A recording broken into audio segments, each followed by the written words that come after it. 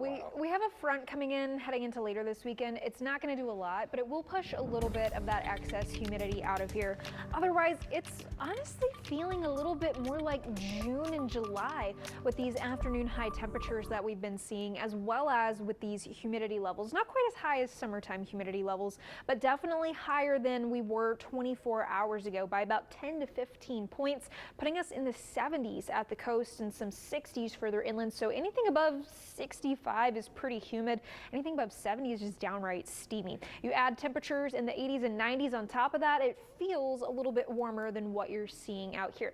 We do have a couple of showers offshore towards Rockport and Port Aransas. Most of them are dissipating before they get to the islands, but a couple of them may make their way inland just a tiny bit before falling apart pretty quickly as the sun sets here in about 45 minutes. Heading into your Saturday morning, we've got temperatures in the low 70s to some upper 60s. That is a result of that higher humidity. A couple of showers possible in that area as well, but generally moving away from us as we head into your Saturday afternoon, leaving us with sunny skies and high temperatures, even warmer than we have been over the past several days. Still in the low 90s, but a few degrees warmer. Now into Sunday, that's when we see our cold front come in. Temperatures behind it, not really reminiscent of a cold front at all. We're still going to be in the 90s behind that front, but humidity levels are going to go down a little bit, and we'll see our winds flip around for just a day or so, really.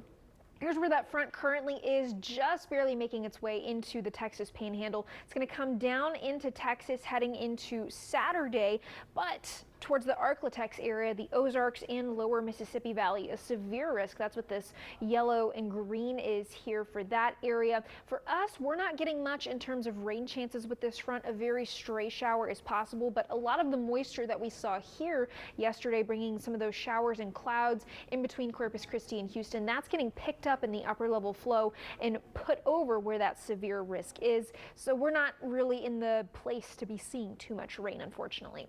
Drier air comes in behind this front, and high pressure builds in over South Texas ahead of our next front. So that's why we're going to be staying in those lower 90s. Now, where exactly this high pressure sets up and how strong it is will determine whether or not this next front actually makes it down into the coastal bend. A lot of forecast models think it stops right here and that's it, but our in-house models, they're a little bit more insistent on bringing it down. We still have plenty of time to figure it out. This is still the middle of next week, and by the end of this coming weekend, we should be seeing some high resolution models starting to trickle in.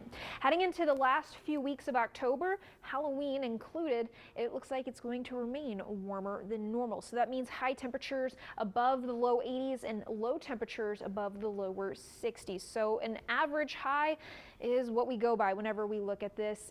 It's going to still be pretty warm. Heading into the tropics, real quick, one last thing. We do have two areas of interest, both with low chances of development. Rest of this week, still going to remain on the hot side. All righty. Thank you, Kristen. When we come